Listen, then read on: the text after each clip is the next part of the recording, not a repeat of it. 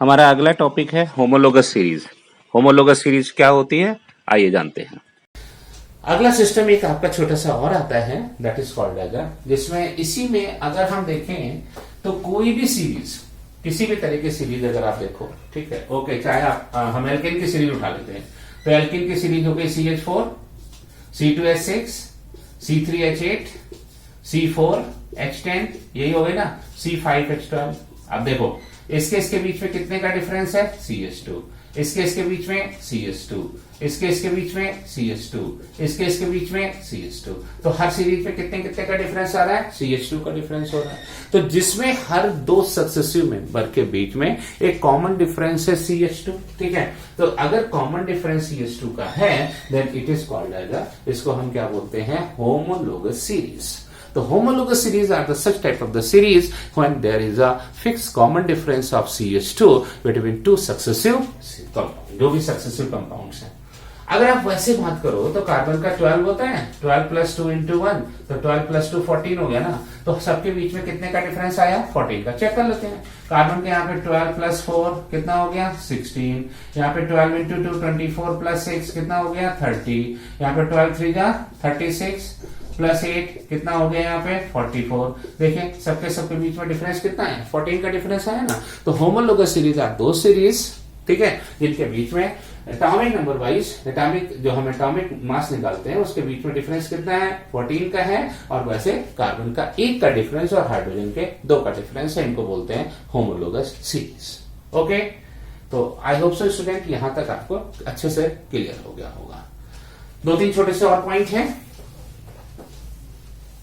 और वो ये होमोलोगस सीरीज ना सबके लिए होते हैं, चाहे एल्केन हो, चाहे एल्कीन हो, चाहे एल्काइन हो। एल्कीन का देख लो, ठीक है, पहला मेंबर क्या हुआ, C2H4, दूसरा मेंबर क्या हुआ, C3H6, तीसरा मेंबर C4H8। देखो इनके बीच में CH2 का डिफरेंस, इनके बीच में CH2 का डिफरेंस फिक्स है, कॉमन डिफरेंस फिक्स है।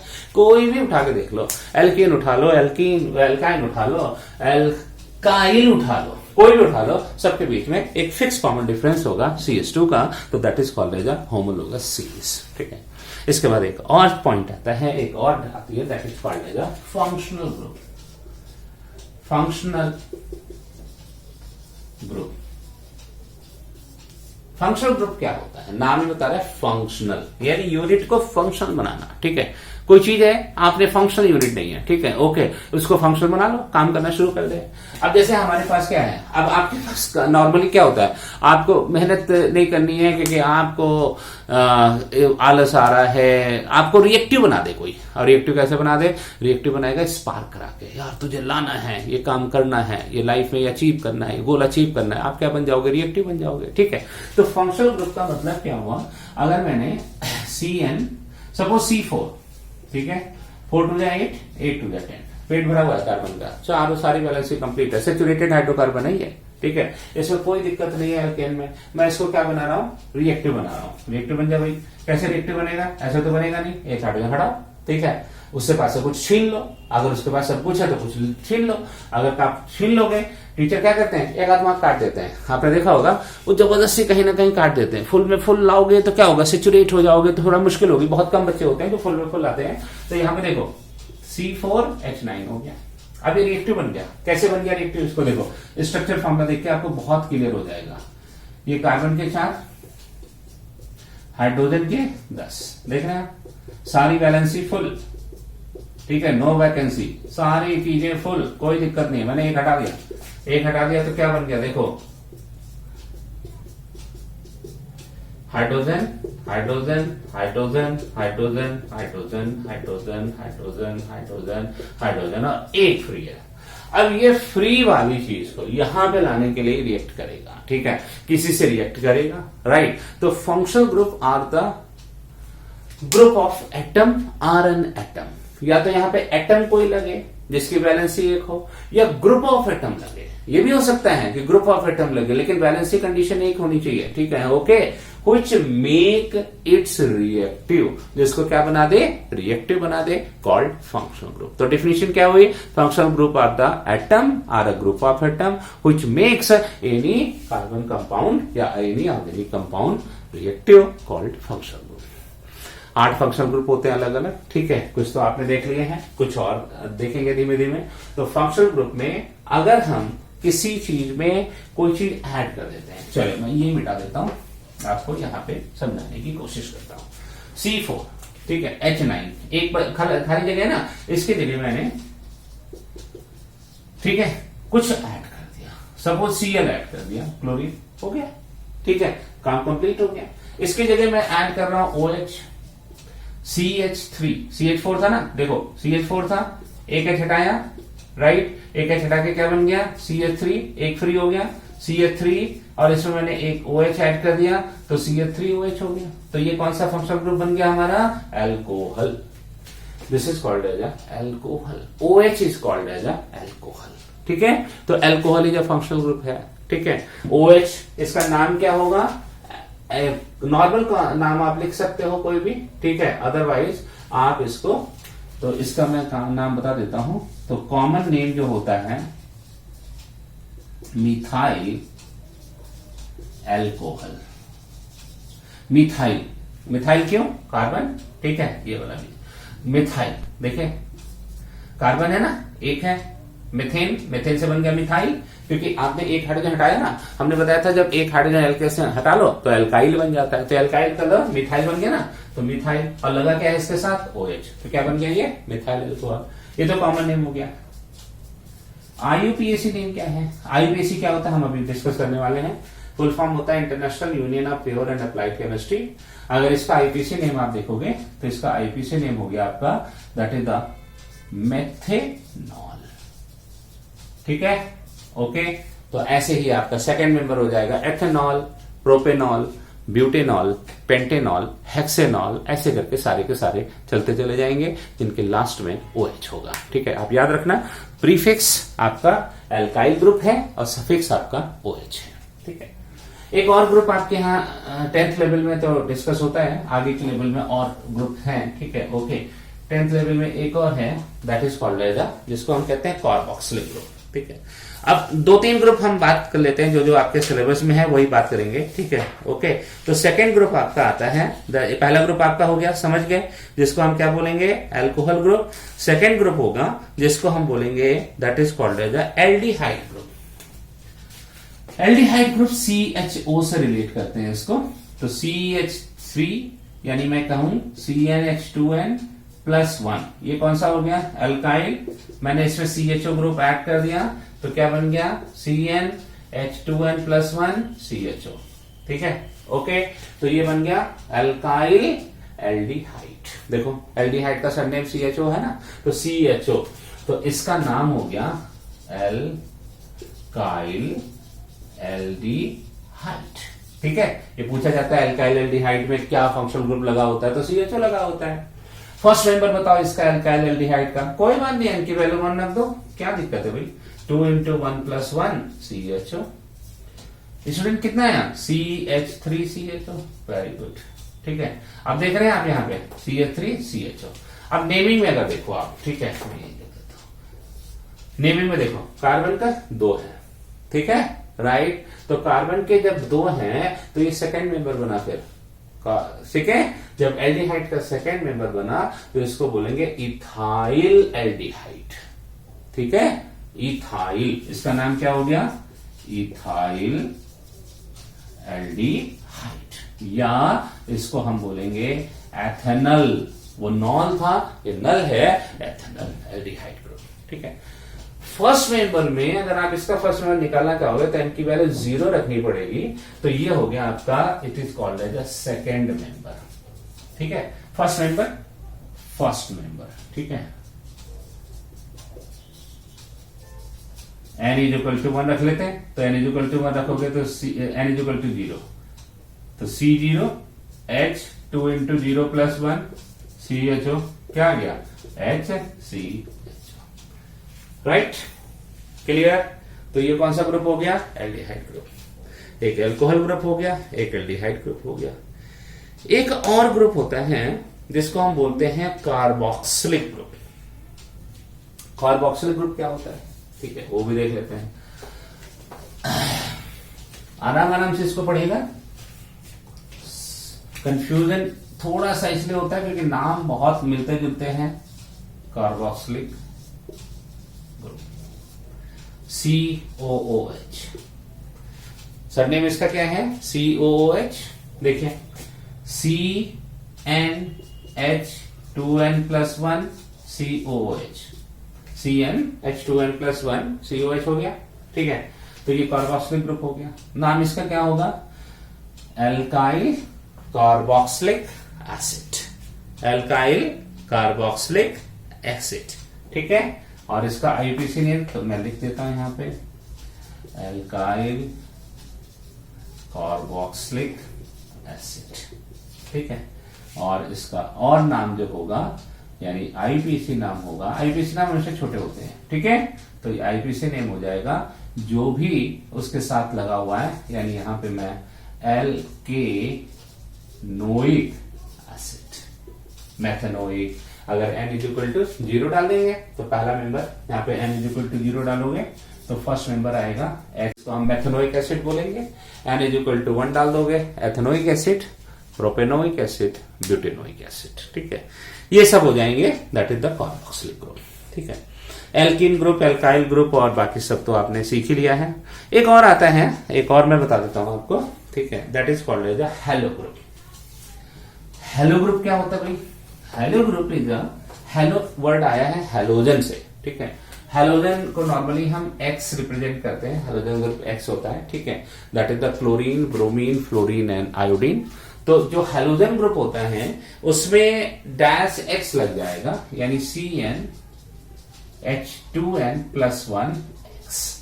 ठीक है, अब जैसे पहला इसका कोई मेंबर उठा लो आप, सपोज मैं C2 उठा लेता हूं n=2, तो C2 2 2 4 4 + 1 5 और X की जगह मैं Ca लगा देता हूं। ठीक है, ओके, तो ये बन गया हैलो ग्रुप बन गया। ठीक है, हैलोजन लगा हुआ है इसमें और इसका नाम हो जाएगा मोनो, क्लोरो और ये हो जाएगा ethane, mono chloro ethane. Mono क्यों? एक क्लोरीन का, एथेन क्यों? क्योंकि ये एथेन से आया है। तो mono chloro ethane, mono bromo ethane, mono iodo ethane. तो एक ही वर्ड हमेशा यूज होगा, इसकी जगह Br यूज कर लेते हैं। C3 3 2 6 6 1 7, तो C3H7 Br। ठीक है, ब्रोमीन, तो मोनो ब्रोमो प्रोपेन हो गया। ठीक है, हेलो ग्रुप बहुत simple group. Clear? Any confusion यहां तक? पक्का? नाउ अब ये फंक्शनल ग्रुप है। एक ग्रुप और है, वो भी हल्का सा आइडिया दे देता हूं आपके, डिटेल तो नहीं है। Ketone group, that is called as a ketone group. Ketone group last group है ये। ठीक है, तो कीटोन ग्रुप क्या होता है? कीटोन ग्रुप में बेसिकली कार्बन के कंपाउंड जो होंगे ना, वो कुछ इस तरह से लिंक होंगे। ये इसका सिंबल होता है। ठीक है, it is the symbol of ketone group. यहां पे भी एक स्पेस है, यानी R, रिएक्टिव ग्रुप यहां पे भी आ सकता है और R' यहां पे भी आ सकता है। सिंबल क्या है मैं यहां पे बना देता हूं, ये कीटोन ग्रुप का सिंबल है। ठीक है, रिएक्टिव ग्रुप लेफ्ट में भी लगा है, राइट में भी लगा है, सेम भी हो सकते हैं और अलग अलग भी हो सकते हैं। फॉर एग्जाम्पल मैंने कहा CH3CO मैं लिखूंगा तो ऐसे, और CH3, देखिए R और R' से हो गए। ये भी हो सकता है और ये भी हो सकता है CH3CO C2H5, ये भी तो हो सकता है ना। ठीक है, ओके, तो ये देखो यहाँ पे कीटोन में R और R' सेम भी हो सकते हैं और ये अलग भी हो सकते हैं। नाम क्या होगा इनका? एल्काइल, एल्काइल मतलब methyl, methyl ketone. Common name क्या है? Methyl, methyl ketone. यहां पे देखिए मिथाइल इथाइल कीटोन। ठीक है, मिथाइल ये है, इथाइल ये है, कीटोन इसका सिंबल है। ठीक है, आईपीसी नेम इसका क्या होगा? आईपीसी नेम होगा इसका, कार्बन टोटल देखो 1 2 3 कार्बन है ना, और कीटोन, टोन की वर्ड, तो इसका नाम हो जाएगा प्रोपेनोन। क्या नाम हो जाएगा इसका? प्रोपेनोन। इसका नाम हो जाएगा ब्यूटेनोन। 2 तो 4 हो गए ना, ब्यूटेनोन, प्रोपेनोन, ब्यूटेनोन, पेंटेनोन, हेक्सेनोन, ये सब इसके नाम में ही रिदम में आते हैं। ठीक है, तो कोई बहुत ज्यादा टेंशन लेने की आपको जरूरत नहीं है। सीधा सीधा आप देख लो कि भैया वो CO लगा हुआ है, लेफ्ट में भी एक हमारा एल्काइल ग्रुप लगा हुआ है यानी रिएक्टिव ग्रुप, दोबारा भी रिएक्टिव ग्रुप लगा हुआ है। दोनों सेम भी हो सकते हैं और दोनों अलग भी हो सकते हैं। ठीक है, तो कौन कौन से ग्रुप हमने पढ़ लिए? हेलो ग्रुप पढ़ लिया, एल्कीन, एल्काइन, ठीक है, एल्काइल। इसके अलावा हमने ग्रुप पढ़ लिया एल्कोहल ग्रुप, कार्बोक्सिलिक ग्रुप और हमारा एक कीटोन ग्रुप और एक एल्डिहाइड ग्रुप। इसको एक बार आप रिवाइज कर लीजिएगा, अच्छे से आपको समझ में आ जाएगा। छोटी सी चीज और बता देता हूं, ये आपका 10th के सिलेबस के हिसाब से ये ओवर हो जाएगा। और वो छोटी सी चीज है आपकी, अभी अभी हमने बीच में इंट्रो किया था, IUPAC सिस्टम। IUPAC एक सिस्टम होता है, इंटरनेशनल यूनियन ऑफ, मैं लिख देता हूं, international union of pure and applied chemistry. Actually होता क्या है, जब आप कहीं भी जाओगे आगे चल करके, तो एक ऐसा सिस्टम बनाया गया है जिसमें वर्ल्ड का कोई भी बच्चा हो, सब इसी सिस्टम पे जाएंगे, IUPAC सिस्टम पे जाएंगे। कहीं भी हो, नेमिंग भी सबका सेम होगा, कुछ भी हो, लेकिन वो सिस्टम एक ही रहेगा, that is called as IUPAC system. ठीक है, ये IUPAC सिस्टम कहता क्या है? ये कुछ नहीं कहता, ये कहता है बड़े बड़े कार्बन कंपाउंड्स को आप लिखोगे कैसे, नेम कैसे करोगे, जहां पे उनकी जो स्ट्रक्चर्स हैं वो बड़े डिफरेंट टाइप के हैं। जैसे आपके डिटेल में तो नहीं है 10th में, बट नॉर्मल, ये तो हमारा नॉर्मल स्ट्रक्चर हो गया। एक मैंने यहां लगा दिया, एक यहां लगा दिया, ठीक है, फिर एक मैंने यहां भी लगा दिया, राइट, और एक मैंने यहां भी लगा दिया, सपोज ये भी कार्बन लगा दिया। अब ये स्ट्रक्चर का नाम कैसे रखें? ठीक है, तो परेशान होने की जरूरत नहीं है। एक चीज और याद रखो, ये डैट लगे हों न लगे हों एक ही बात होती है, हाइड्रोजन मतलब है, हाइड्रोजन लिखा हो या ना लिखा हो, दैट डजंट मैटर। ठीक है, ओके, देख रहे हैं। अब आप इसमें एक काम करो, इसके 3 स्टेप होते हैं, उनको फॉलो कर लो, IUPAC सिस्टम समझ में आ जाएगा। पहला स्टेप ये होता है कि लॉन्गेस्ट चेन कौन सी बन रही है। लॉन्गेस्ट चेन का मतलब वो चेन जिसमें सबसे ज्यादा कार्बन हो। अगर आप देखो, यहां चलू, मैं चेक करूं, 1 2 3 4 5 से यहाँ पे 6 मिल गए मुझे। यहाँ पे चलो 1 2, मैं एक कार्बन और लगा देता हूं जिससे आपको रीच हो। 1 2 3 4 5 6 7 यहां मिल गए। 1 2 3 4 5 6 7 यहां भी मिल गए। ठीक है, ओके। अब आप देखोगे कि भाई हम किसको चूज करें, तो आप ऐसे भी जा सकते हो और ऐसे मैं इस कार्बन को हटा देता हूं, तो यहां पे 6 मिल गए। ठीक है, ओके, यहां पे 7 मिल गए। तो आप देख रहे हैं यहां पे ये लॉन्गेस्ट चेन मिल गई। तो सबसे पहले इसको हम मेन चेन बोलते हैं। ठीक है, आपने मेन चेन सेलेक्ट कर लिया, बहुत सिंपल तरीका, कैसे भी है सारी पॉसिबिलिटी एक्सप्लोर कर लो, और जिसमें कार्बन टेढ़ी मेढ़ी कुछ भी जाए, दैट डजंट मैटर। ठीक है, ओके, बस कार्बन ज्यादा होने चाहिए। तो फर्स्ट स्टेप हो गए कि आपको क्या करना है, मेन चेन, इसको हम बोलते हैं लॉन्गेस्ट चेन। ठीक है, आपने सेलेक्ट कर लिया।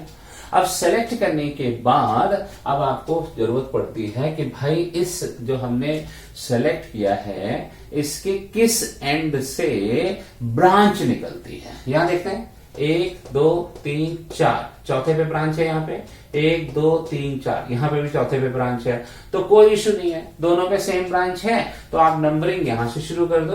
तो पहला कार्बन, दूसरा कार्बन, तीसरा, चौथा, पांचवा, छठा और सातवां, ये 7 कार्बन हो गए ना। अब ये 7 जब कार्बन हो गए, तो पहला काम हो गया आपका मेन चेन सेलेक्ट करना। दूसरा काम आपका हो गया that is the naming, numbering. वो नंबरिंग कैसे हो गई, जहां पे ब्रांचें नियरेस्ट पड़ती है। एक तो एग्जाम्पल और लेंगे हम। ठीक है, तो अब आपने काम कर दिया। अब आप स्टार्ट करो कि क्या 1 पे कुछ कार्बन लगा हुआ है, कुछ लगा हुआ है, नहीं। 2 पे भी नहीं, 3 पे भी नहीं, 4 पे भी नहीं, 4 पे लगा हुआ है, हाँ 4 पे, तो 4 डैश जहां पे लगा हो उसका पोजीशन, तो पोजीशन ऑफ ब्रांच चेन। ये कौन सी होगी, ब्रांच होगी ना। कितने कार्बन लगे हुए हैं, 1 2 3 कार्बन लगे हुए ना। तो 4 पे क्या लगा हुआ है, देखो प्रोपाइल। ठीक है, 4 प्रोपाइल। क्यों प्रोपाइल बोला, क्योंकि अगर आप देखोगे 3 के साथ जो हाइड्रोजन होने चाहिए, 3 2 6 प्लस 2 8 नहीं है, 1 2 3 4 5 6। ठीक है, देख रहे हैं, एक कार्बन यहाँ 7 ही तो है, तो 4 प्रोपाइल, राइट। अब यहाँ पे कितने कार्बन हो गए, मेन 8 हो गए ना, यहाँ पे मेन चेन में। तो 8 को हम क्या बोलते हैं, देखिए वहां पे ऑक्टेन, तो इसको बोलेंगे 4 प्रोपाइल ऑक्टेन। ठीक है भाई, राइट, ओके, तो इसका नाम हो गया 4 प्रोफाइल। तो सिस्टम लिखने का तरीका क्या है? सबसे पहले पोजीशन ऑफ ब्रांच चेन, दूसरा पोजीशन अगर कोई और ब्रांच चेन लगी हो। मैं एक और थोड़ा कॉम्प्लिकेटेड लेता हूं, तो बहुत सिंपल था। ये मैंने ले लिया यहां से, इस पे कार्बन लगा दिया, इस पे 2 कार्बन लगा दिए, इससे मैंने 1 कार्बन और लगा दिया, इससे मैंने 1 2 3 4 कार्बन लगा दिए। ठीक है, ओके। अब मैं यहां पे कोशिश कर रहा हूं एक कार्बन और थोड़ा कॉम्प्लिकेटेड बनाते हैं, मजा आएगा। ठीक है, ये देखिए, तो ये बन गया हमारा, सारे के सारे हाइड्रोजन लगे हुए हैं, नहीं लगे तो कोई बात नहीं, लगे हैं। ठीक है, आप अंडरस्टूड है कि हाइड्रोजन लगे हुए हैं। अब देखो, मैं इसको नोटिस कर रहा हूं कि मैं कैसे कैसे चल सकता हूं। एक पहले सीधे देख लेते हैं, 1 2 3 4 5 6 7 यहां मिल गए, 1 2 3 4 5 6 7 यहां मिल गए, कोई फायदा नहीं। 1 2 3 4 5 6 7 8 9 10। ठीक है, ओके, 10 यहां मिल गए, राइट। ओके, अगर और कोई देख लेते हैं सिस्टम, 1 2 3 4 5 6 7 8 9 ना, मुझे जो लग रहा है सबसे लॉन्गेस्ट चेन यही आ रही है, देख रहे हैं आप। तो मैंने इसको ऐसे बॉक्स में बना दिया, लॉन्गेस्ट चेन हो गई, क्लियर। ओके, पहला काम खत्म हो गया जी। अब इसके 2 एंड हो गए, एक एंड ये, एक एंड ये। तो इस एंड से अगर देखो तो कौन से एंड पे कार्बन लगा हुआ है, ब्रांच कौन सी लगी हुई है, 1 2 3 पे ब्रांच लगी हुई है। ठीक है, तो 3 पे ब्रांच लगी हुई है यहाँ पे, और यहाँ पे कहां पे ब्रांच लगी हुई है आप देख रहे हैं, यहाँ पे 1 2 3 4 पे ब्रांच लगी हुई है। ठीक है, यानी अगर मैं देखूं तो ब्रांचें नियरेस्ट कहां से है, नियरेस्ट इस एंड से है। समझ लो स्टूडेंट्स, ब्रांच है, पहला काम हमारा सबसे लॉन्गेस्ट, जिसमें सबसे ज्यादा कार्बन हो वो चेन सेलेक्ट करना। दूसरा काम हमारा ये है लॉन्गेस्ट चेन सेलेक्ट करने के बाद अब हमें देखना है ब्रांच चेन कहां से नियरेस्ट है। नियरेस्ट इस एंड से पड़ रही है, तो मैं यहां नेमिंग कर रहा हूं 1 2 3 4 5 6 7 8 9 10। ये नाम हो गया। ठीक है, 2 काम निपट गए, बहुत बड़े बड़े काम निपट गए। अब बस नाम लिखना बाकी है। नाम लिखने में क्या करोगे, देखो ये यहां से चलो, फर्स्ट पे कुछ नहीं लगा हुआ है, थर्ड पे हमारे पास 1 कार्बन लगा हुआ, देख रहे हैं भाई, 1 कार्बन लगा हुआ है बस अकेला, तो 3, राइट, डैश 3 पे 1 कार्बन को हम बोलते हैं मिथाइल। ठीक है, अब आप कैसे समझोगे मिथाइल है, देखो भैया ये हाइड्रोजन के 3 हो गए, अगर आप इसको पूरा कर लो, CH3 को क्या बोलते हैं, मिथाइल ही तो बोलते हैं। तो 3 मिथाइल, कॉमा 4 पे भी लगा हुआ है, 4 पे यहाँ पे 2 कार्बन लगे हुए हैं, तो हम क्या लिखेंगे, 4 इथाइल, है ना। ठीक है, 4 पे इथाइल हो गया। फिर यहाँ पे 5 पे भी कुछ नहीं लगा, 6 पे लगा है, और 6 पे फिर इथाइल आ गया है। ठीक है, ओके, तो 6 इथाइल, राइट, 4 पे भी इथाइल था, 6 इथाइल। 6 के बाद यहाँ पे 7 पे फिर मिथाइल लगा हुआ है। ठीक है, तो 7 मिथाइल, राइट, और कोई ब्रांच तो लगी नहीं है, और लास्ट हो गया डेकेन, हो गया नाम। ठीक है, तो क्या हुआ नाम इसका, 3 methyl, 4 ethyl, 6 ethyl, 7 methyl, decane. थोड़ा नाम अजीब सा लग रहा है यार, इसको थोड़ा इजी करते हैं, अच्छा सा नाम करते हैं, ये थोड़ा बोरिंग सा नाम लग रहा है। ठीक है, अब देखो बोरिंग लग रहा है तो इसको संभालते हैं। मिथाइल और मिथाइल चेन 3 और 7 पे लगे हैं, तो इसको ऐसे भी लिख सकते हैं, 3,7 मिथाइल, ऐसे भी कर सकते हैं। ठीक है, 3 7 मिथाइल, समझ जाएगा कि 3 पे भी मिथाइल है, 7 पे मिथाइल है, 4 और 6 पे इथाइल है, तो 4,6 इथाइल, है ना, ऐसे भी कर सकते हैं। ठीक है, और अब डेकेन हो गया, ऐसे भी आप कर सकते हो। तो ये एक इसका दूसरा तरीका है लिखने का, जहां पे बार बार मिथाइल, बार बार इथाइल लिखने की जरूरत नहीं है, आप इसको सिंपल ऐसे लिख सकते हो, राइट। तो स्टूडेंट, ये था आपका कार्बन एंड कंपाउंड 10th में जो सिलेबस है आपका CBSE बोर्ड का, उसका ये थोड़ा सा समराइज करके हमने आपको इसको समझाने की कोशिश की है। आई होप सो ये वीडियो आपको पसंद आया होगा। आप इसको 1-2 बार रिवाइज कर लीजिएगा, बहुत इजी लगेगा, बहुत इंपॉर्टेंट चैप्टर है फ्यूचर की क्लासेस के लिए। Thank you so much.